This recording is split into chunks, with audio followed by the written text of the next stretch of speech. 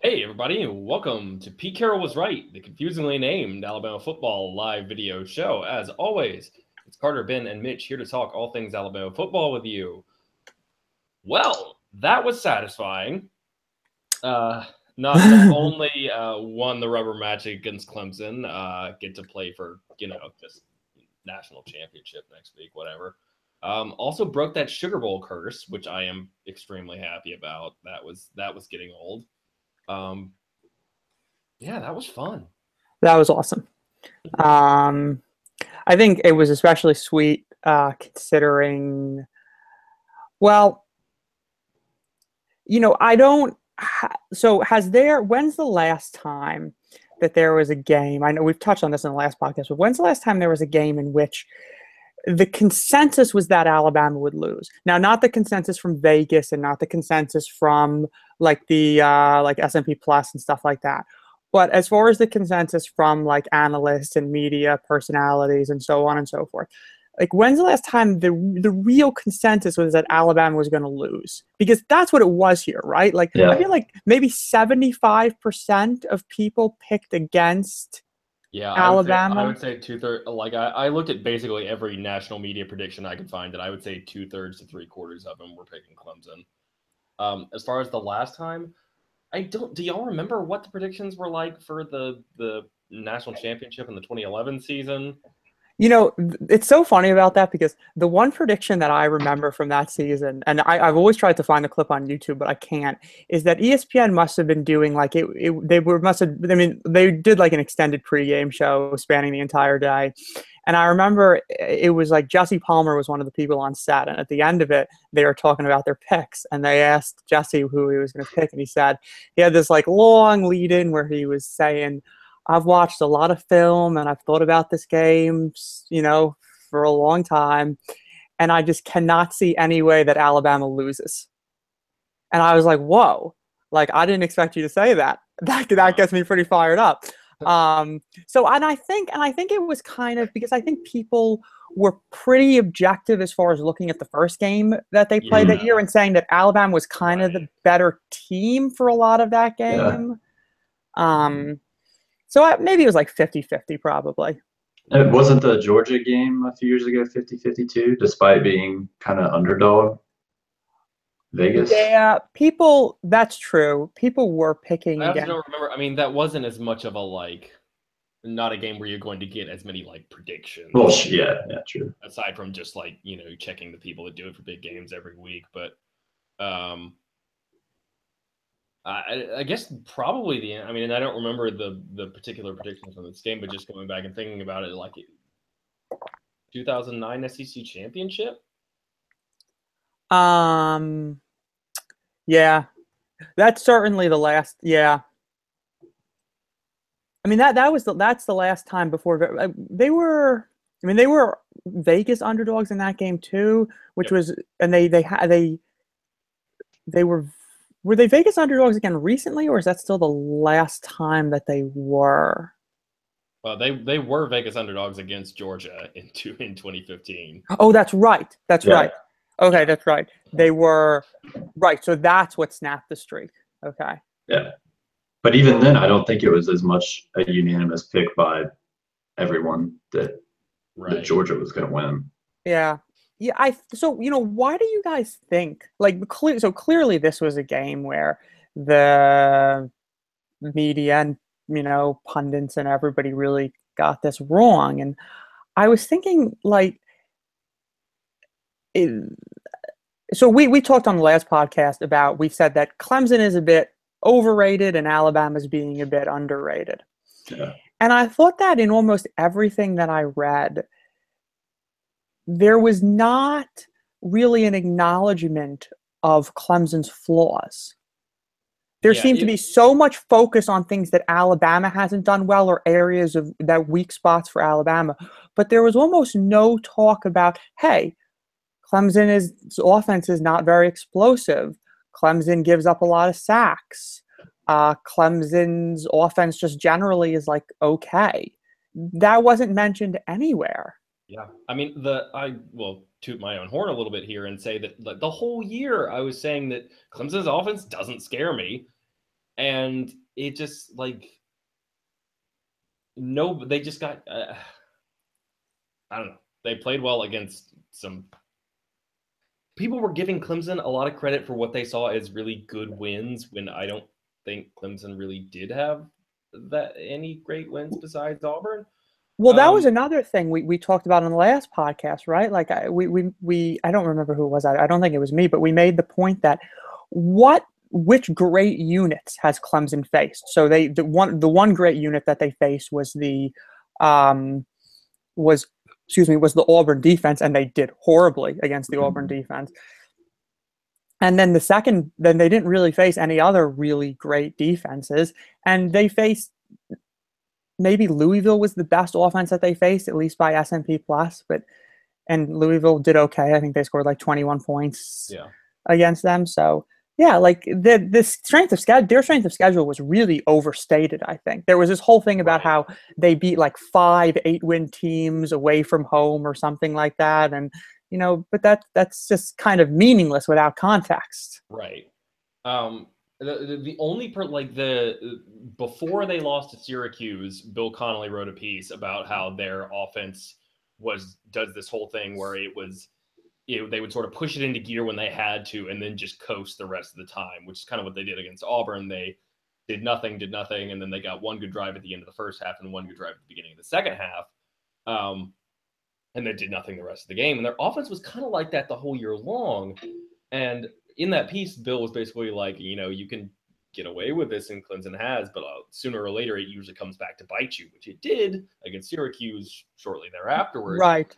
And then, S&P Plus was never that high. I mean, they were basically a solid top 10 team all season, but they were not. I mean, going into this game, the Sugar Bowl, they were ranked like 7th. Yeah. And I think so. Bringing up that point that Bill Connolly made is interesting. I don't think that we touched on this in any podcast, but we definitely talked about it like in our text chat pretty soon after the playoff was announced, and we were talking about an article that Bill wrote where do you guys know which one I'm talking about? Where he was talking about what Carter said about how they kind of would like get a lead and coast, and he was talking about it as if they were doing it like intentionally, On like purpose, they were. Yeah, like it was something that they were doing on purpose instead of maybe just being like, well, maybe their offense just isn't so great and they can't like extend leads. Like teams can make adjustments at halftime, or right. So I thought like he was basically giving them more credit than they deserve, I think, by just assuming for no real good reason that this was done intentionally rather than that they just like aren't great in this one specific area, which is scoring lots of points on offense. I read the SB Nation site Team Speed Kills, which I guess is the SEC, like kind of like the all SEC football SB Nation site. Somebody wrote I don't mean to pick on them in particular, but this was one of the last preview articles I read before the game, so it's just was on my mind. They wrote an article previewing the game, and they actually picked Alabama. But the article had 3 sections. The first section was on something Alabama doesn't do well. The second section was on something Clemson does well. And the third section was on something that Clemson and Alabama both do well. So and they picked Alabama. So even a person who picked Alabama still seemed to just ignore all of the things that Clemson doesn't do so well, which there are like a fair amount, and and those things are significant that they didn't do well. Well, it was just like I think ultimately what was going on was people were ignoring Clemson's main flaw, which is that their offense has zero explosion and relies way too much on all the stuff we've talked about, and combined that with putting way too much value in Alabama's defensive performances over the last month of the season. And so they just had this assumption that Clemson would be able to score fairly well on Alabama, which turned out to be pretty unfounded. And then combining that with, Alabama's offense is not that great, and Clemson's defense is fantastic. And turns out that was wrong. And ultimately what ended up being is basically it was like the Florida State game all over again, basically, except that That's a Clemson good received comparison. Yeah. except that Florida State with DeAndre Francois could actually throw the ball. Yeah. I also thought a good I thought maybe a driving force behind why people got this game wrong too is that they really misinterpreted what they saw from Alabama in the final two SEC games of the regular season, right? I think people's takeaways from the Mississippi State game, and then particularly from the Auburn game, were not. They were wholly inaccurate, but they also were misleading as far as how instructive those things are, right? Like they would see that these things didn't work for Alabama, and they were taking that as instructive that those things were not going to work against Clemson, and that just wasn't the case. There was a real, especially Alabama's offensive line play against Auburn and their on standard downs and their overall defensive performance against Auburn. Those two things, people acted like both of those were negatives for Alabama, when in fact I thought that they were positives. I thought the offensive line on standard downs played well against Auburn, and I thought the defense for the most part played well against Auburn as well. And then they were only going to be healthier against Clemson. And so I didn't really see why people were so down on those performances from Alabama, other than the scores. Like, oh, Alabama shouldn't play a close game against Mississippi State because they're Alabama. And, oh, Alabama lost by 12 to Auburn. So they got, people were acting like that was a blowout. Like Auburn outclassed Alabama. I mean, I know we don't have to relitigate this, but this is just, I think it's important and relevant because this is why. This moment is so satisfying for me because to me, it's exactly what it was like in 2015 when after they lost to Ole Miss. And I remember coming out of it and being like, we were on the pod that week. We were fired up. We were like, if after that performance, like I don't care that they lost. I mean, they had these 5 turnovers or whatever. Like this team can win the national championship. Like that was the moment where we were sure it was going to happen. And I feel like it was kind of the same thing coming out of this. Is people were looking at that game in 2015 and looking at the Auburn game and saying, "Oh, Alabama's done for." Whereas if you actually looked a little closer, it was like, there's a lot of reasons to like Alabama here. Yeah. And so I think it's a similar feeling coming out of it that it's a loss that caused people to doubt Alabama when really, if they had taken a closer look, maybe they shouldn't have. And then you get this really satisfying, dominant win coming out of it that kind of turns all that on its head. Pretty great. Do you want to say anything more about how people got this wrong? I mean, I don't want to give them too much credit because I assume most of these same people probably also think UCF's a better team than Auburn now, just because. Yes. Because of one bowl game performance. Yes. Yeah. So. Well, anyway, I guess maybe we should talk about the actual game because that was even better than the fact that people were wrong about the game. So the game was good. I guess the place, we'll start with the defense, right? Because I was thinking, let's quickly touch on a couple non-offensive and defensive factors because Carter mentioned the Florida State game as a comparison for this game, and I think that's very important for a number of reasons, or a very good comparison for a number of reasons. The one possibly that's the best reason for the comparison is the hidden yardage. And that was a huge factor in this game. Alabama controlled the field position for basically the whole game, right? Yeah. I mean, it's just they were like, AK was mostly great. Clemson's punter was bad. Alabama's coverage units were fantastic, and they weren't letting Clemson sustain drive.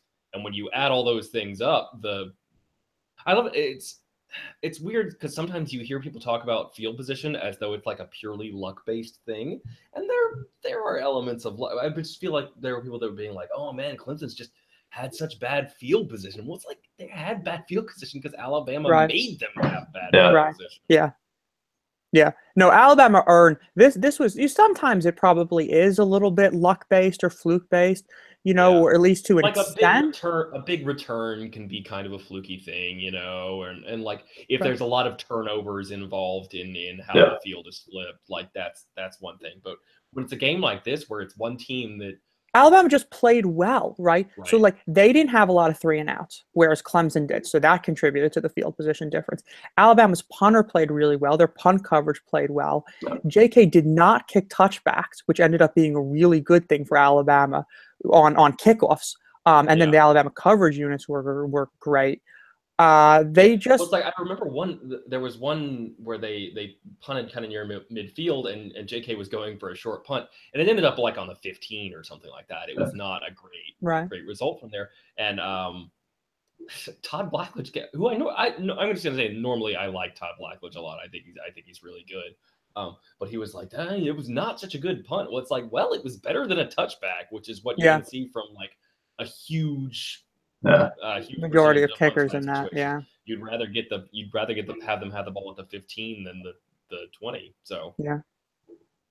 And I also thought Trayvon Diggs played well. He didn't. Yeah. I don't think he let it there. He fielded a lot of punts in this game because Clemson was punting a lot.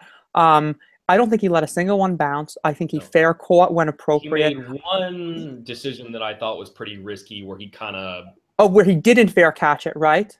yeah, or it was one he ended up being like a solid distance like laterally from the ball, and he was sort of catching it on the run while running sideways, and that made I me remember nervous. this one. He ultimately, I mean, he caught it and it was fine. Right. But other than that, like that made me nervous. But other than that, he was great. And he hit two. I think he had two good returns, two 15 to 20 yard returns. So I mean, he played really good. This was one of the best games that Alabama's gotten from a punt returner since probably Eddie Jackson. So I mean, that's just overall like Carter, you said, they earned the hidden yardage advantage in this game, like very much so. And that is with the Jalen turnover, the completely unforced error on the fumble. So I mean, it was great. So now the defense. This will be a fun thing to talk about. Yeah. Defense was good. Man, it just made you sort of wistful for what they could have been if they had been healthy all year, and even if they were fully healthy now. Yeah. But man, they were just particularly up front. They were monsters up front. I mean, I don't know. I shouldn't even say particularly up front because they were fantastic on the back end too. Yeah. It was like we've said all year that perhaps the biggest weakness on this Alabama team is that they're just not as dominant and disruptive up front as they were the last 2 years. Well, last night they looked like it. Yeah, they looked just as good as they've looked the past 2 years. Wrecking everyone up front. And fingers crossed that he's okay, but even if it's a mild knee injury, the chance of coming back in a week is not slim. Good. Like basically, the only chance I think you have of Anthony coming back is if they check the MRI and it turns out it's just like a bad bruise or something like that. But even if it's like a grade 1 MCL sprain, there's just no way you can't come back from that. Yeah, you can't come back from that in a week, 2 weeks, 3 weeks, fine, but not. But he played great. Monster. Yeah. We talked about a bunch all year how he has really played well, and we had talked. I don't think we talked about it on the show, but I think Ben, you one point sent us it was like a PFF graphic showing that he had it was like top 5 in the SEC in quarterback pressures, but he had like 0. He wasn't turning them into sacks. Yeah. And so we kind of speculated about why that. Well, regardless of what the reason for that was. He actually only had 1 sack, which sort of surprised me seeing it. But he was great. He was great. He was in the yeah. I think he had 3 TFLs. He basically caused Duran's interception. It was nuts. Yeah, he was awesome. But everybody was awesome, right? Like he was particularly awesome. He was probably the best of the front guys. Mitch, which guy stood out to you? Just because. I don't like Deshaun Hand. Deshaun Hand was good. Had a great game, yeah. One of his better games. I don't think Terrell Lewis really filled the stat sheet much, but he was good out there. Yeah. Duran. Raekwon Davis. Raekwon started out, yeah. Looked fantastic. Yeah, Raekwon had the sack. Bugs was really good. This was one of Bugs' best games in a while. Hand, I think, is a great call. He was really good. He was as disruptive as we've seen him. Yeah, everybody on the front played well. Like I guess like Josh Frazier had one nice play where he turned what looked like it was going to be like a 10 or 15-yard gash play into only like a 4 or 5-yard gain where he disengaged from a block. Quinn Williams was like they were just like everybody was either good or really good or great, and that's a pretty good formula for winning. It was really nice. But Hand, maybe this gives you an idea of what if you have outside linebackers healthy all year and they have more room to play those guys on standard downs. Like maybe this is what they could have been all year long. Yeah. I think I don't know. They were just amazing. Like the tackle twists that they were running were so effective. Yeah. They were running them on standard downs in the middle. Then they were running twists with the outside 2 players on like passing downs, and those were really disruptive. Like those were so well schemed and executed. Pruitt called a really great game. Yeah, Pruitt. Yeah, the defense, they just played great up front. Mac Wilson obviously played really well. I thought Rashaan Evans was great. I thought that was as good a game as Rashaan Evans has played. He was everywhere. He's such a good pass rusher too, which is like forgotten because like he's a middle linebacker, but like he's so good rushing the passer. He has I think he has like a wide variety of moves. He had a couple good inside moves. One in particular that I'm remembering where he made a good inside move and flushed Kelly Bryant out and forced a throwaway. He was just great. I'm getting to the point where I'm really excited about the inside linebackers for next year because obviously we know you can see what kind of we can see for the bit that we got of him that Dylan Moses is going to be a really special player. But I had forgotten just because he wasn't getting as much action earlier in the season with and Mac. He got hurt. Mac is so good. Yeah, he's had such it's really impressive, like short area burst. Yeah. Like if you just like not even him making like a tackle or anything like that, but just go back and watch the pick 6 again. Like he's like spying the middle of the field and then he like reads he's so good at spying the middle of the field because his reactions are really quick the second he realizes where the quarterback is throwing the ball. Yeah. And he he's a solid distance away from the ball when he moves in to pick it off the deflection. Like just his reaction time and his short area quickness and burst is really like I think he has a chance to be particularly when they have him playing kind of I'm blanking, like robber coverage, is that the right word for it, where he's kind of sitting robbing the middle of the field. Yeah. Particularly when he's in those kind of zone coverages, I think he has a chance to be CJ Mosley-esque in terms of a middle linebacker playing the pass. I'm really, really impressed with him. And he's also a fan favorite, because obviously, like, all the social. I want to, please tell me, everyone watching, that y'all saw the tweet where Alphonse Taylor. Where Shank said he dropped the second pick because he was too busy thinking about the caption for when he posts a picture of the first one. He's great. And just like his social media presence and everything, and then the fact that obviously he's been hurt all year, and he breaks his foot finally. I don't know. I don't really understand what happened. Like his foot was broken all year, and then against LSU, it just completely popped. The bone completely popped out of place. Yeah, apparently he had, and I don't think this was public at all, but apparently he had cracked a bone in his foot right before the season opener, and then it was during the LSU game that it finally turned into a full-on fracture. And then he's given us, and then that happens against LSU, and he's given a 6-week timetable, and he comes back 3 weeks later to play against Auburn, which is just crazy and probably, I don't know, irresponsible. May not have been smart, in hindsight. but even just to put yourself out there and the risk that you put, the risk that you're incurring for yourself in order to help out your team, it's just an incredible guy. I don't know. I just want to express gratitude, I think, to him and really to all the players, but to him especially, because he just seems to just put it all on the line for Alabama every week, and it's I don't know, it's just awesome. And also, just to go back to Rashaan Evans for a second, he's also I think a better coverage player than people give him credit for. he's pretty rangy out there, and he plays with good leverage. He makes good decisions. He was he's so fast. Yeah. And now that he's had a full year of playing inside linebacker and has gotten used to the mental aspects of the position, he's starting to get really good at that.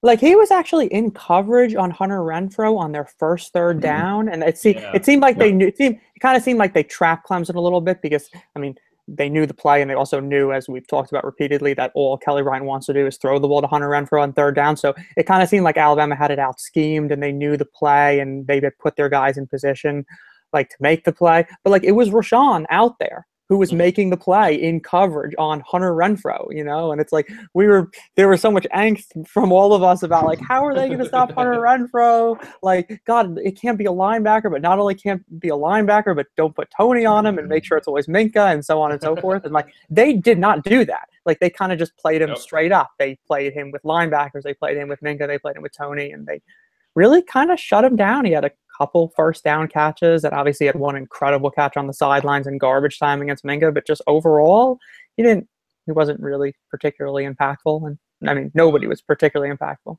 Just an aside real quick, we did get a quick question, and we should have clarified this at the beginning of the show. This show is only going to be a review of the Sugar Bowl. We'll do another one later in the week we'll be looking ahead to Georgia. So Right. This is review only. Yeah, review only. I mean, maybe so as to not have a single 4-hour show this week. We're gonna exactly we're gonna split things up. Split it up into two. Mitch, did anybody else stand out for you in terms of, like, run defense or anybody in the front? Like, I mean, we'll get to, like, pass defense in a second, because I think that's maybe where even the bigger story is, because, like, the run defense stuff, they were just overwhelming, right? Like, the physicality was just incredible. I mean, outside of who we've already talked about, I think probably most excited to talk about Deontay Thompson. Yeah. Talk about player too that he had coming up and making a play. I just felt like he played so fast. He was so decisively, and I don't know. I'm pretty excited that he's playing. I actually had a couple moments where I was like, should we have been playing Deontay over Hootie all year? Yeah. I don't want to use this. Yeah. I don't want to put down Hootie, but, like, I think that Deontay. No, but I agree. I think Deontay was more impactful than Hootie would typically be in that role.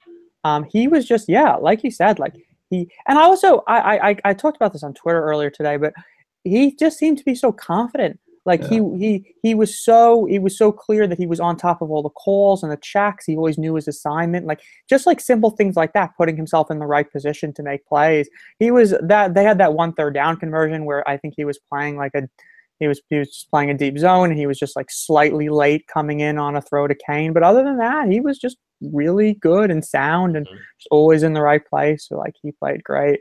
But just the pass defense in general was kind of phenomenal, right? They were incredible. They were really good. We talked about how we want to see them challenge because Clemson's not explosive. We don't expect them to get anything over the top. We want them to challenge everything underneath and be really aggressive against that kind of stuff. And I think that I tweeted out this. I guess I didn't tweet out the graphic, but I said something about it just earlier. I think PFF said that Minka was targeted in coverage 8 times, or receivers Minka was covering were targeted 8 times. He gave up 6 receptions, which, 75% catch rate. You like, oh, that's not that good. For 12 total yards. Yeah, that's pretty incredible.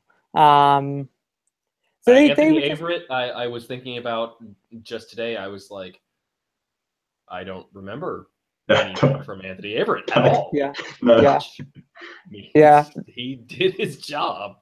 That was one thing that we talked about, the idea of him possibly shadowing Kane. They did not do that. Levi actually ended up Kane because they didn't do that. I think Levi ended up on Kane the majority of the time, and Kelly Bryant threw the ball at Kane a lot. Like, he probably targeted Kane with maybe like half of his throws, it seemed like. I mean, it seemed like everything was at Kane, and it was a good battle. Kane got him some of the time, and then he got Kane. Obviously, like on the pick 6, that was the one thing that I think Levi does better than anybody or not better than anybody, but better. The thing that he does best is he's really technically sound at defending inside breaking routes. Like his footwork is so clean, and he's really good, I think, at the point of the catch, like getting his hand in there without interfering with the receiver and making a play there. I think he's been really good all year fighting for position on routes like that. So like that earned him the pick 6. And this is not the type of route you're talking about, but like also the play where they threw it down the sideline. Oh, the deep shot. Yeah, yep. he just got his. I thought it was complete. So did I, and the ball squeaks out. Just got his hand in there and popped it out. Yeah, and I thought that was like really, that play was like also a great example of like who Levi is as a player. I think he got a pretty good jam on Kane at the line, and then he was in phase with him, but then his kind of physical limitations show up because Kane is just a little bit faster, gets a half a step on him. It's a pretty decent throwing ball, but then Levi's ball skills are good, and he rips the ball out of Kane's hands. And you kind of saw like the full package with Levi, like the pros and the cons and everything that he brings to you. And it's more pros than cons. He's just a good player. But I think just overall, the story here of the defensive performance, talking about pass defense specifically, is just like what you said. They came out and they challenged everything underneath. There was like a 2nd and 23 where Kelly Bryant threw a 4-yard completion to, I think, maybe the tight end, and it was caught, but there was 2 Alabama defenders right on him, hitting him as he caught the ball. And that's 2nd and 23, when typically you're looking to like kind of concede a few yards underneath just to play it safe and set up like a 3rd and 15 or something. But Alabama was all over a 4-yard pass on 3rd and 23. Like they were clearly going into this game saying, this team is not explosive at all. If they're going to beat us, they're going to have to be explosive because we're going to take away everything underneath. And that's exactly what they did. They were so aggressive in coverage, taking away everything. And I'd be remiss if I didn't talk about Tony. Now, Tony is a story for a lot of different reasons in this game, not all of which relate to actual things that were happening while the play was going on. But Tony was really good, right? Like this was one of Tony's best games. Like he was matched up with Renfro a lot, and he played well. Mitch, I know Tony's kind of your guy a little bit. Do you want to kind of recap? Do you want to kind of recap? Okay, so I guess it starts with his mom's suit, right? Well, maybe it starts with apparently what he says is this lie that Hunter Renfro has been telling, right? I remember this story before. Did you guys hear about this? I've read the transcript. So the idea was Renfro had talked about this. This was like months prior. Renfro had talked about this. About how he said that Tony was talking shit to him during the game last year. And it's just like Hunter Renfro was saying, like, I don't do that. But I got so fed up with Tony Brown talking shit to me that at one point I fired back after making a catch on him. And then apparently Hunter Renfro felt so bad about the fact that he came back at Tony that like he sought Tony out later and apologized for it. And Tony was basically talking after the game in like a lot of different interviews about how this was like a complete lie and like Hunter Renfro never reached out. Now, I don't really know what actually happened. I don't really care, but I guess so that's where it starts. But then, yes, I'm sorry, Mitch, I didn't mean to cut you off there. Back to the mom's suit, because I think that is really the biggest story because Tony was looking fresh last night. The fresh suit that his mom made, which was just like amazing. And then the clips of him warming up, doing his gorilla. Silverback gorilla. Yeah. Did his shirtless routine, which now we understand. Now we know that he is a silverback. Yep. And then. So he gets into the game, starts getting physical, and then after some plays, just starts talking shit to the whole Clemson bench. Like the whole team. Like just like running along the play. Yeah. My man was ready to take on the whole sideline. He was going to go 1 on 80 if he had to. Yeah.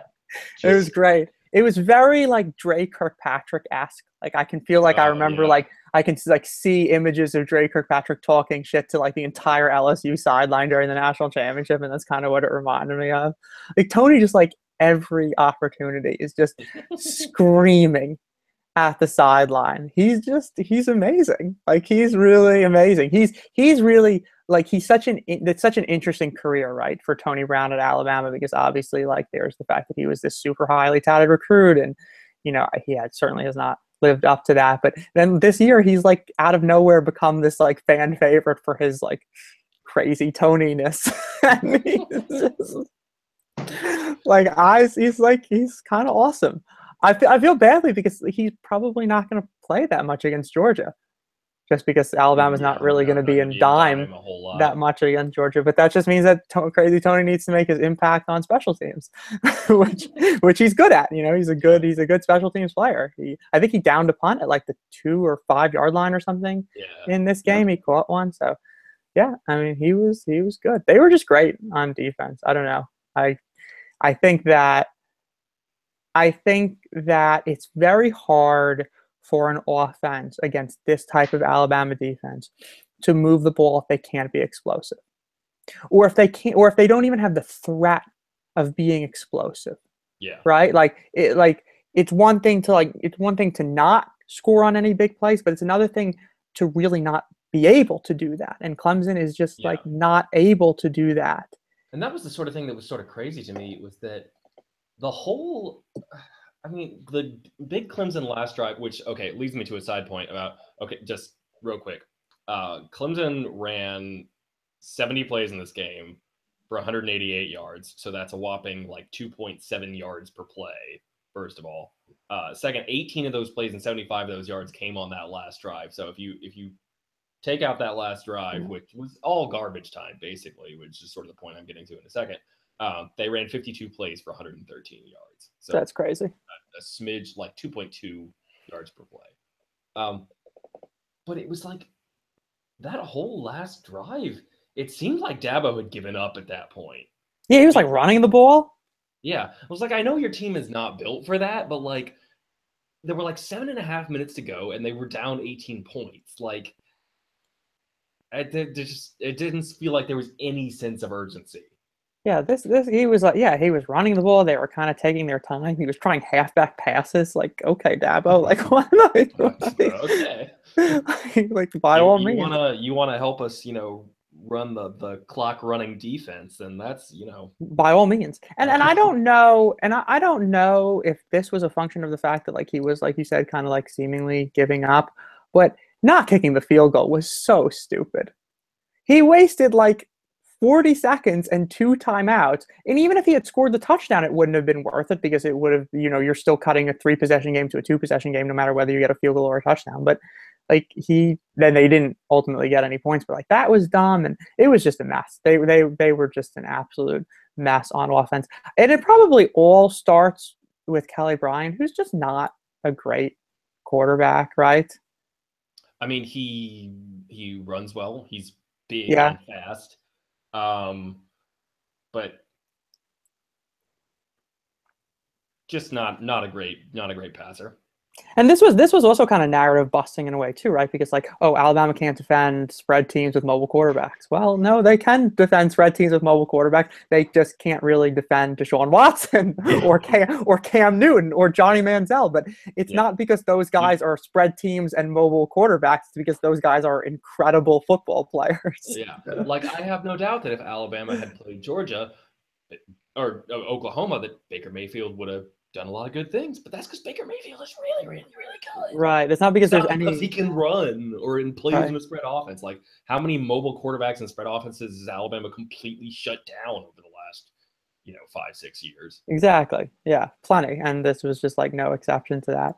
So that was great. Do we want to say anything more about the defensive side of the football? It was just, I think that about covers it. It was just an impressive performance. It was I think Saban said this after the game about how that was like as one of the best efforts from a defense that he's ever had. Like you could see, I remember hearing Laura Rutledge talk about after halftime about how the Alabama players were really upset that they were only up 7 points. Like they clearly thought coming into this game that they were a much better team than Clemson, and that this game shouldn't be close. And there was this was obviously like extremely important to them, probably because of the Auburn loss and because of the Clemson loss last year. And like they really put it all out on the line to win this game. And largely thanks to that unit, they did. Yep. The offense was not as good. No. It's kind of a tale of two halves, right? Right. They were in the first half, like they didn't do a ton of things, and they had a lot of self-inflicted errors, but they were pretty efficient. They were great at staying ahead of the chains in the first half. They outside of the first drive, they weren't really going 3 and out or anything like that. It was to me. It's another comparison you can make to the Florida State game. I mean, they just kind of did what they had to do on offense. And yeah, you would have liked to see them play better, and you would have liked to see, in particular, them clean up a lot of the mistakes that were made. But they were also playing a really, really, really good defense.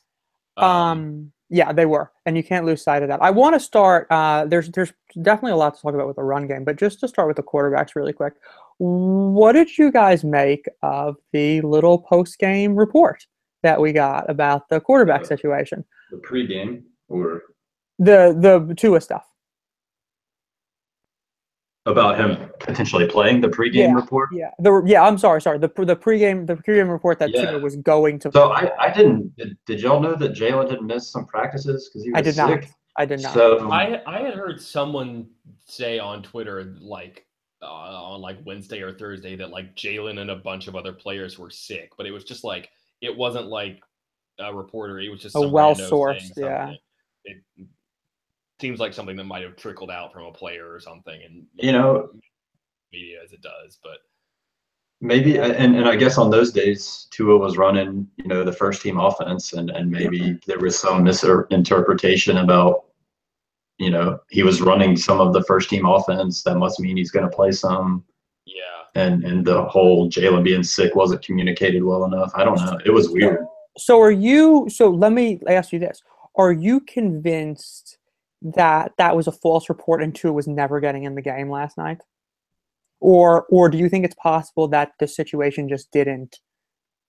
The situation, how the game went made it so Tua never got in the game. But he might have actually gotten in the game under a different circumstance. Like, I don't know, like what would have been the circumstance if they were thought about putting him in the game? Like, what would it be? Yeah. Right. So that's the question. So my thought is this: that the way this game went is the exact type of game in which even if you were planning to use him, you wouldn't ultimately use him, right?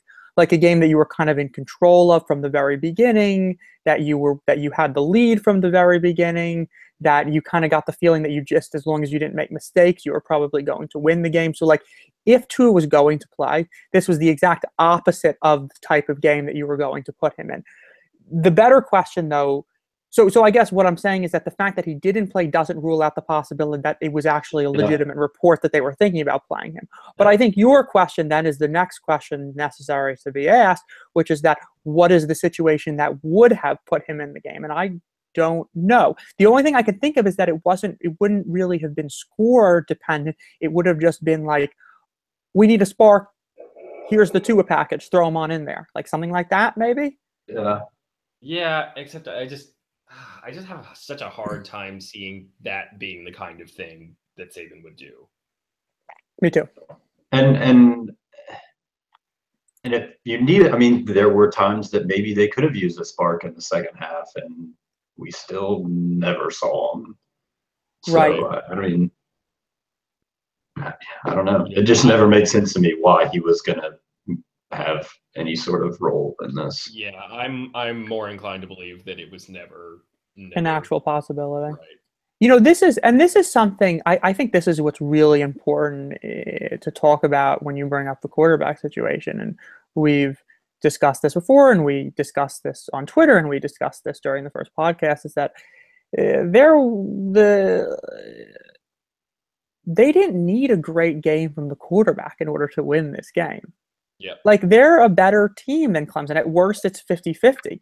And they really just needed an okay game from the quarterback to win. Yeah, which is why, and I said this to a couple people on Twitter today, because Jalen didn't play great last night. No. A lot of the criticisms of Jalen are legitimate. Like, he has some flaws as a player. But again, he is the best option right now. And like, those two things are not mutually exclusive. Like, he can be flawed as a quarterback, and he can also be the best option. And Tua could be the best option in 2018. I do think that it probably should be an open competition in spring ball. Like, and I don't think we're going to sit here and say that. I don't want us to be the podcast that says that, like, oh, Jalen is a great quarterback and there's no issues here, because there are some issues here. Right. He definitely lacks in some areas. He's definitely restricts the offense in some ways, but he's still the best option right now, like undeniably so. Yeah. And it just, the thing that gets me is, can you imagine like 7 or 8 years ago, if Alabama had beat a #1 team 24-6 with a defensive performance like that, and Greg McElroy or AJ McCarron had gone 16-24 for 120 yards and 2 touchdowns? Can you imagine people saying anything about them? It's interesting, right? The way that they're saying them about Jalen today. Well, it's interesting because like people were so quick to slap the game manager tag on those guys for kind of similar type performances, but and that was kind of, at least by Alabama fans, that had a positive connotation to it, I think, right? Like these are the run the damn ball Alabama fans who really just want a quarterback there to hand the ball off and convert a couple third downs when you need to and not turn the ball over. Like the run the damn ball crowd of Alabama fans wants that player at quarterback, a game manager. Well, they were very quick to say, oh, AJ McCarron, Greg McElroy, Jake Coker, like you guys are great because you're game managers. Well, Jalen is also a game manager in a very similar sense, but Jalen doesn't get the benefit of the doubt in that regard. And, you know, it's a little bit frustrating because I think that it clouds people's judgment as far as they can have a very honest critique of what Jalen's issues are as a quarterback, but it stops them from being able to see that Jalen is still the best option right now, and that the answer is not to throw Tua in, like just in cold here. But so it's incredible to me that, I guess the big thing is, people never would have said after performances like this, with the way those guys played, they never would have said Alabama can't win a championship with Greg McElroy at quarterback. They never would have, which is the number one thing you will always hear from these people who hate Jalen, is that they're always saying like Alabama's going to lose, or Alabama can't win a championship, or Alabama blah blah blah can't do all these things. He's going to, like, playing Jalen quarterback is going to ruin them. Right. They never would have said those things about guys who were limited in exactly the same ways. The one thing I keep hearing from people is that this line about, well, Jalen is going to cost them eventually. Well, is he? Because they're 1 win away from a national championship, and like Jalen probably doesn't need to play a great game against Georgia in order to win. And then, like, what do those people have? Well, now, like, if Jalen wins a national championship, I think it crystallizes the conversation a little bit, because now people can't go back to the, well, Jalen is going to cost them eventually, or Alabama can't win a national championship with Jalen, because now those things are false, not just because they're obviously false, but also because they've been categorically proven to be false based on results. So now we just can have an honest conversation about, hey, this is where Jalen's lacking. Yeah. They have another quarterback on the roster.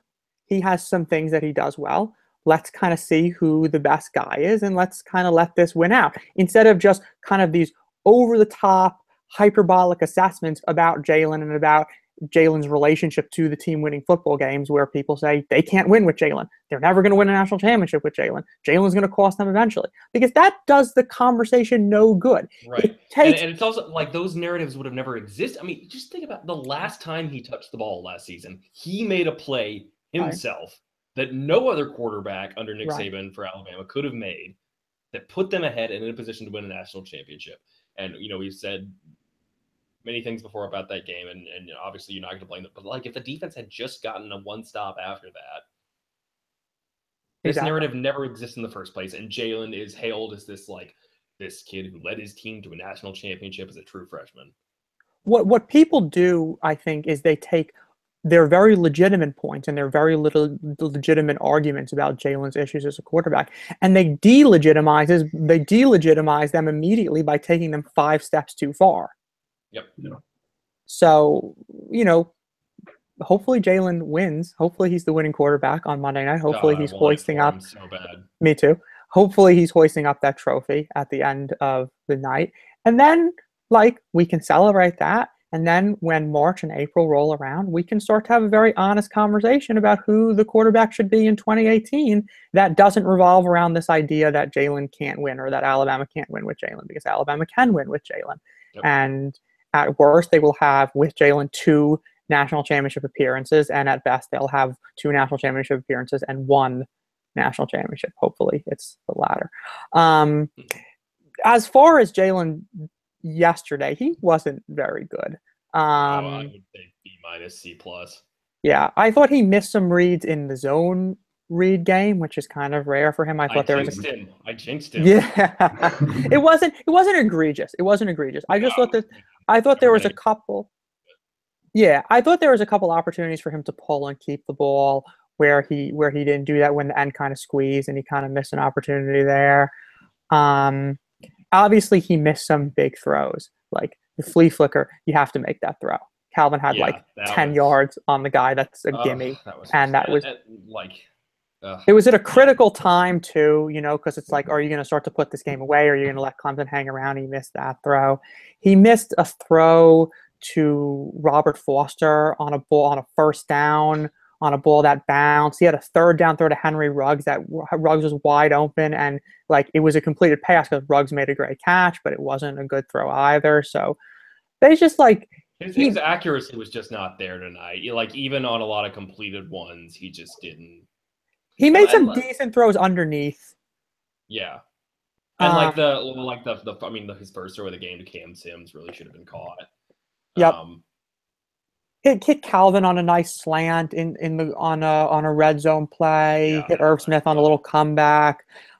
He had, on the drive following the Deron Payne interception, they had a 3rd and 6, and he had a big throw to Calvin on a little comeback to get them to 4th and inches. So that was big. So like he made a couple plays. He was pretty accurate inside of like 10 yards on his throws, but anything beyond that, he just was not very good. Mitch, you needs to go back to the sleeves. The no sleeves. You mentioned that on Twitter. I saw. Yeah, I was just the whole like first half of the first quarter. I was just like, what? He just looks weird. Like, what is going on? And then I realized he wasn't wearing the sleeves. Mitch, did you want to talk about his touchdown throw? Because I know you sent a picture about that.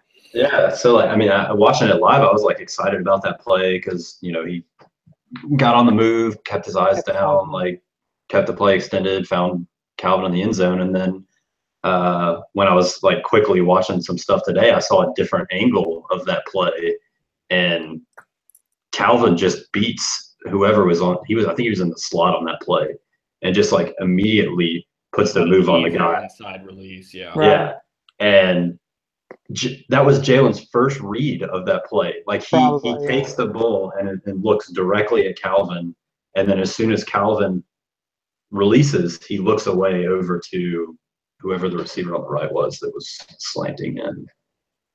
But like it would have been like he doesn't even need to scramble and make that play because he's got Calvin wide open in the end zone and just doesn't throw it to him. Yeah, and the play is a perfect example of both how he has progressed this year and how far he still has to go. I mean, he's got to be able to see that Calvin's going to come open. Exactly, anticipation. Yeah. Although I mean, like the point, and like that one is one that you would like even college quarterbacks to make, but we have made the point before, and I do want to make it again that anticipatory throws are not easy to make. Right. There is a reason that so few that the NFL has a hard time finding quarterbacks because it's not easy to make those type of throws. It is so difficult, and it's one of the hardest things to do. But that one is one I would have liked to see him make. But at the same time, that play last year, not only does he not make that throw to begin with, but he tucks it and runs and maybe is brought down for a loss. Maybe it's a minimal gain. Yeah. So, yes, you would have liked them to make the play that was there to begin with, but 2016 Jalen doesn't even make the play that he ended up making. So, yeah, and then the turnover was bad. Obviously, just a really bad time for it. Like you're already feeling crummy that they're only winning 10-3, and then he comes out on the first play of the second half and puts the ball on the ground. You're like, well, there's the break that Clemson needs, and obviously phenomenal job by the defense to hold them to 3 points. But like, Yeah. just like And not. Sorry, go ahead, Carter. No, I was just gonna say that it's that one ultimately is like it's a bad play, but it's not ultimately one that's gonna stick. That I will stick with. I don't think you should let that stick with you because it's just not it's unusual for him. Right. That's not like that's he made a bad play, not a deficiency in his game. Exactly. I think that's an important distinction. This is not something that he routinely does poorly. It's you can just kind of write that off as a one-off, I think. Yeah. Now the running game was interesting. Damian Harris played really well. He was great. Yeah. We talked. So how many carries did he have? Because this was obviously something we talked about. It seemed 19. like a lot. How much? 19. So that was. I feel like that's kind of where we were talking, right? We were like, is he going to get close 42 total running plays? Yeah, like is he going to get close to 20? So he had almost half the carries, and then so you said 42 total running plays. Mm-hmm. How and that's going to include sacks and scrambles. Obviously. Exactly. So he probably had half of the called runs. Yeah, he probably had half or so, or more than half of the called runs. So he was a fixture, obviously, of the game plan. What was his final numbers? 19 carries for 77 yards with a long of 11. So no big runs busted, but he just did his job almost every time they got him the ball. Yeah, his success rate, especially in the first half, I feel like was really good. Mm-hmm. So he just played really well. Now, the thing that I was surprised about, in particular with the run game, and I would say that, Carter, you kind of were on this because you talked about how you thought that Wilkins and Lawrence against the interior of the Alabama offensive line in the run game was not really a big mismatch, that it was kind of like an even matchup. And then somebody tweeted at me, I think it was the day of the game, earlier at the game, after kind of like I tweeted my keys to the game. I wish I remembered his Twitter handle. He was the guy who, because I don't feel like I want to credit my sources here. Yeah, we were talking about this is with the adjusted line yards. Right, exactly. Yeah. So I just want to find this really quick. We texted a lot during the game yesterday, so I have to scroll back a little bit for this. Here we go. I got it right here. Perfect. Okay. His name is Aaron. His Twitter account is at @BamaMan. He said another thing to add: Alabama is 7th in offensive adjusted line yardage. Clemson is 26th in defensive adjusted line yardage after being ranked 12th last year. So basically, his point, which kind of echoed your point, is that that's not such a mismatch, and maybe Alabama can kind of right. I mean, that's against different sets of opponents, but like I was expecting a lot of plays to the perimeter, and there were definitely some plays to the perimeter. There was a lot of little screens to the perimeter for sure, where they got the backs involved and stuff. And there was like some stretch runs and stuff. I don't know if there was any. There might have been a couple midline reads, but I thought that was going to be more of a fixture of the game plan. It wasn't. There was a good amount of stretch plays, but the backs had 7 of their 16 total receptions. Yeah, so definitely got the backs involved on the perimeter, but the I thought most prominent part of the running game plan, and B, the most effective part of the running game plan, was kind of just interior run plays, right? Like inside zone plays or power plays. Those plays were kind of the most effective, just giving the ball to Damian. Like the space was not big, but one thing we really talked about was that Alabama does not get stuffs and Clemson does not get a lot of stuffs. And that was really on display because while Alabama didn't get like great push up front, they also kind of they didn't allow themselves to be pushed back. And, the holes weren't big, but Damian has enough wiggle to turn 3-yard gains into 5-yard gains and 5-yard gains into 7-yard gains. And I thought that was like the biggest story of this game from an offensive standpoint. And quick preview here. Georgia is 20. Well, this is pre Rose Bowl, so we'll see how the stats adjust for them. Probably won't. I don't think up. Georgia is 29th in defensive adjusted line yards. So a similar kind of matchup in the interior. Right. So I don't mean to overtalk here because really this is kind of like your thing because you were kind of on this, right? Like I really thought they were going to get pushed around a little bit. And they didn't. They held up. And I even thought the offensive line held up better in pass protection than I thought they would. There wasn't a lot of bad situations for them, I think, too, which is a good thing, right? Like they were ahead of the chain at the time, so that helped. They were ahead of the chains most of the time, and then when they were behind the chains, they were kind of already in control of the game, and they were in a position to play it safer a little bit. But just generally, though, like they played really well, and I feel bad for Lester Kahn because he played really well too, and that sucks not to have him. I think J.C. Hassenauer is a pretty competent backup, so I feel pretty decent about that. But like he played well too. Mitch, what did you think about the running game overall? Yeah, I mean, I thought it was interesting that it seems like they did want to try the perimeter runs like we were thinking they would, but those were the plays that were getting hit behind the line. Yeah. They're just super aggressive on the edge. Yeah. Well, that was the one thing. Oh, sorry, Carter, go ahead. I was just going to say that the part of that I felt like was, and this keys into a larger point, that they gave Bo 12 carries last night and he had 24 yards. Ugh. And part of that was that the Clemson defense was perhaps better at defending edge plays than we were giving them credit for. I think they were, even the linemen, but also the linebackers and everybody flowing to the edge. They were a lot better than that. Yeah, Dorian O'Daniel was really good. Right. Yeah. Then I think we gave them credit for being beforehand, but Bo just did not look good. No, he didn't.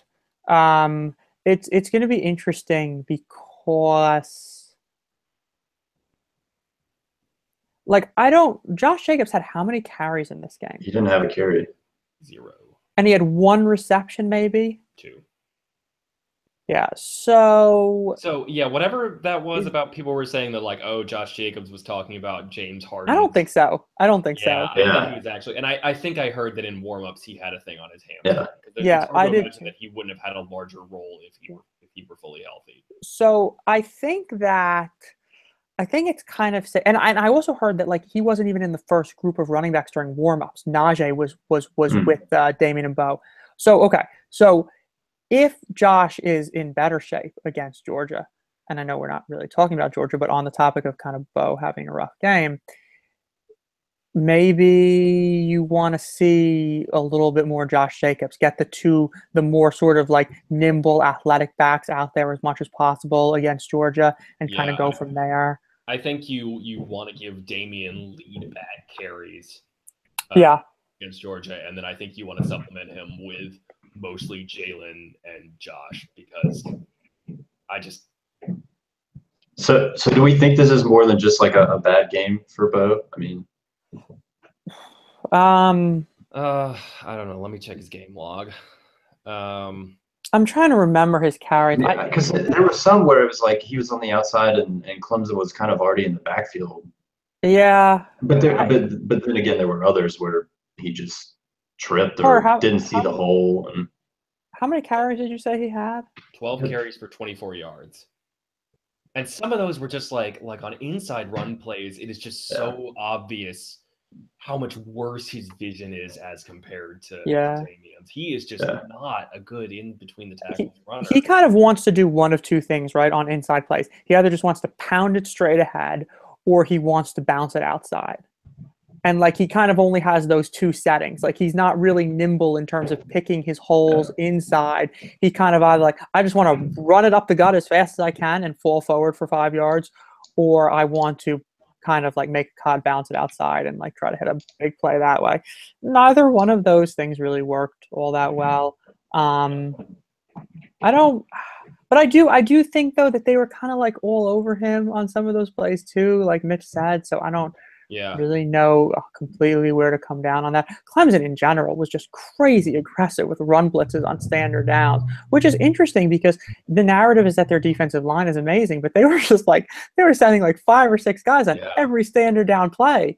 Those guys are, I don't know, they just like, Jordan O'Daniel and Trey Lamar, and they were just coming on every play, like off the edge or in the A-gap, and it was just, I don't know. What did you guys make of the Alabama game plan overall? Do you think that they kind of missed some opportunities to really punish Clemson for that like super over aggressive type of like that like I think about like that RPO to Cam that Cam dropped on the first play, and I feel like that was probably going to be there more often, but maybe they just didn't feel like they needed to do it because they wanted to play it safer. But like they were just like run blitzing with impunity for some of that game, and Alabama still found ways to have success on the ground. Yeah. But man, like they were just aggressive. I would have liked to have seen more RPOs and stuff like that, like you were saying, to punish Clemson for being overly aggressive. I would have also, this is going to sound completely unlike me, but I tend to agree with Saban on the last drive. There were times when other times, like I sort of got where Dable was coming from, like you throw to win, essentially. Right. Well, end the game on your terms, right? You're probably going to win at that. You're going to win at that point anyway. But let's not just like run it into the line against like stack boxes and run blitz and punt it back to them. Like that's kind of do it on our terms a little bit. Yeah. But there were some of those situations where it's just like, are we likely to convert a 2nd and 10, a 3rd and 10 anyway? No. So let's just run the ball and run the clock out. Yeah. So. Yeah. On the whole, I thought the game plan was great. I liked that they came in thinking we can run the ball on the inside against Clemson, and they could. And I love the flea flicker call. That was fantastic. That was so good. Yeah. How about I think it was on the second possession they ran a triple option. Yeah. That was awesome. Jalen's 19-yard run. Yeah, that was awesome. I was like, whoa. Give me more. Yeah. So one thing we also talked about, which they did do a little bit of, right, is some 2-back sets. Now, I don't really think they did 2-back sets with Damian much. Or I think on the triple option was probably a 2-back set with Damian. But they also clearly had that package with Josh Jacobs and Najee Harris with a 2-back set where they ran a couple plays, and one of them ended up being a little screen pass to Najee that went for maybe like 25 yards or something. It seemed to go for a good bit. So that was kind of. I wonder if that wasn't a bigger part of the game plan until Josh got hurt. Yeah, true. Yeah, there wasn't like I was expecting more counters and stuff, and like a lot of like jet motion to kind of like move the linebackers a little bit and then get outside in the opposite direction. There wasn't a ton of that, so it just the horizontal stuff was like less than I was anticipating.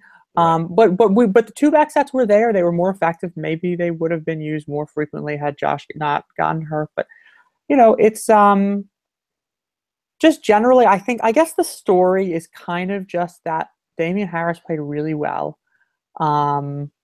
despite the kind of like unremarkable stat line. He was just good. And the Alabama offensive line played well. And I think that's kind of where it is. And they just were decent, right? There was so much talk about how it was such a vintage Saban game. And then I think it was obvious that they came into this game having a lot of confidence that their defense would just shut Clemson down. And they said, we just going to go out there and try to do what we need to do on offense and just get enough points to win, which is what they did. Yeah. I remember talking to somebody on Twitter and somebody was asking me about like, oh, well, they're going to have to convert 3rd downs to win. And I was saying like, they're not going to convert 3rd and longs. Like that's just not going to happen. Like we can just kind of give up on that. And it's like, well, how are they going to win? Manageable 3rd downs. Right. Right. And the idea is like, they were like 9 of 17 on 3rd down, something like that.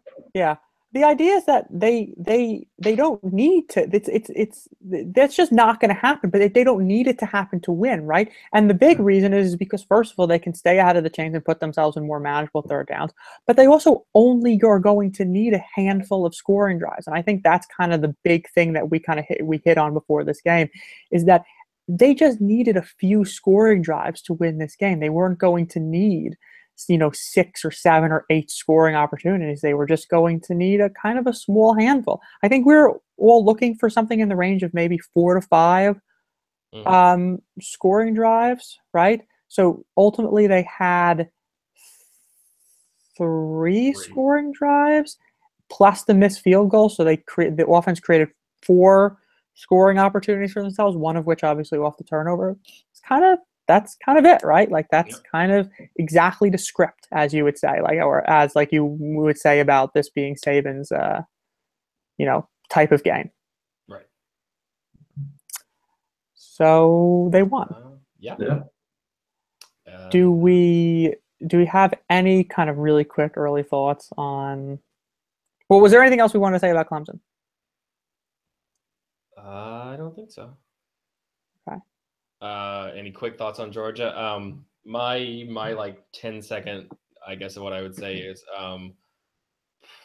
I think the game plan is going to be very similar on offense. Yeah. I think the Georgia defense is very similar to the Clemson defense in a lot of ways. They are maybe, I mean, they're a bit more Saban style. They rely a bit more on outside linebackers to be playmakers, but and maybe aren't quite as dominant inside. But ultimately, I would say very similar. So I think the game plan is going to be pretty similar. On defense, it's interesting because you're not necessarily scared of Fromm throwing the ball.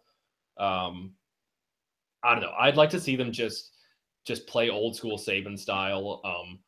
Really focus on stopping the run and play aggressive. Like cover 1 man and cover 3 match on the back end. So that's an interesting point because I was thinking about this before. Now, no Jennings is going to hurt this, but do you think that they can play quarters here? Like, like kind of the game plan that they had against LSU, right? Like when they would stop, when they stopped Fournette, they didn't really need to load the box a lot, and they didn't really need to play like single high coverages. They could just kind of keep 2 back and play quarters. And that's like with the way the defensive line just played, I'm kind of tempted to just say, let's play some quarters, right? Let's just kind of keep the safeties back there. Let's not even get so aggressive with single high coverages, and let's kind of just, control the point of attack with the defensive line, let the safeties play downhill when it's a run play, and kind of go from there and mix in, cover 1 looks and loaded box looks. But I think I wouldn't have thought earlier in the year that was necessarily going to be an option, but with the way the defensive front has kind of progressed as the year has gone on, that's more of an option than I would have thought it was going to be. And no Jennings is going to hurt again, right. Because like I guess my only thought there is I think Michelle and Chubb are better backs in terms of fighting crowded fronts than a guy like Fournette would be. So I guess what I think is just, and they're so explosive, right? They're both such threats to break off big runs, and I guess I just like that's the threat of the Georgia offense to me. And so if you just put bodies up there and lessen the chance of them breaking a big one, right? Because the difference in the Georgia offense as opposed to the Clemson offense is that Georgia is explosive. They're very explosive. Yeah. And so I guess what I want to do is take my chances on the back end. How do they become big? They're explosive by hit like play action pass plays and stuff, or big runs. A lot of big runs. Because I gotta watch them more. That's kind of my plan for the next few days. Just like binge watch. Yeah, can we get like a quick statistical rundown maybe on Georgia? So rushing, overall offensive ISO PPP 14th. Rushing. What are they overall? 7th. Wait, sorry, say that again. Rushing 7th. 7th. What are they? Explosive. What are they overall on S&P Plus offensively? 18th. So they're 18th best offense. Yeah. And what are they passing? 4th. 4th. Interesting, right? But it's also it's a similar, like Alabama is like 6th in passing. Right. Yeah. Right. What are they on passing downs? 3rd. Yeah. And 7th on standard downs. Well, that certainly bucks the narrative, doesn't it, a little bit? Yeah. But like, okay, so passing downs explosiveness 87th.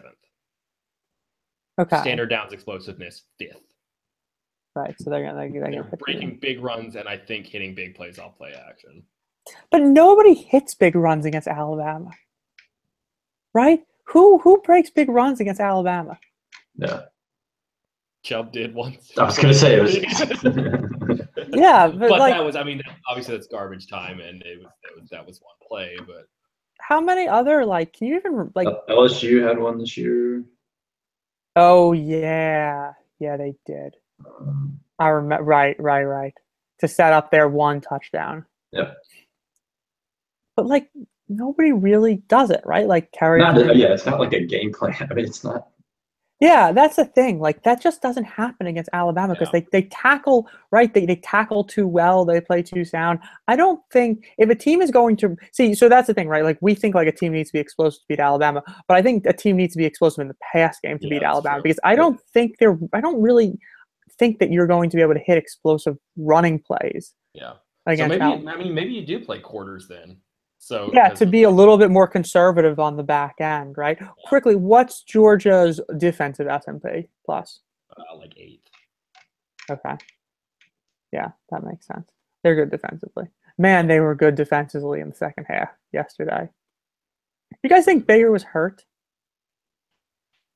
Like he was like he had the thing where that guy kind of kneed him in the back, right? And then it looked like he was grimacing after some of his throws in the second half. So I don't know if that was a factor, but they just shut them down completely. I saw Chris Brown said on Twitter that, and I'd have to go back and watch this more closely because I really wasn't watching all that closely, but he said that they kind of played a lot of split safeties in the first half, and then at halftime their adjustment was basically to just play man with one deep safety and just kind of press and challenge Oklahoma, and that just like worked wonders. But like I wonder if Baker's health was a factor, so who knows. Anyway, we will discuss all this more later in the week. We will let y'all know when that pod is coming. That's true. But can't get so I think we'll wrap up for tonight. Roll Tide, and we'll see y'all once more this week, and then hopefully next week to celebrate number 17. Roll Tide. Roll Tide. Roll Tide.